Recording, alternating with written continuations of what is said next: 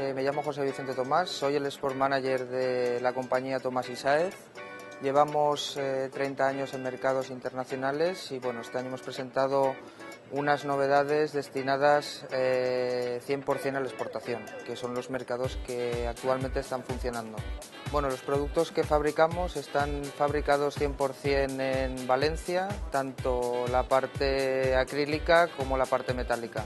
Todo hecho en nuestras instalaciones y con materiales de alta calidad. Como novedad de este año, la colección de mesas de centro y auxiliares y las nuevas lámparas de techo fabricadas íntegramente con cristales Swarovski.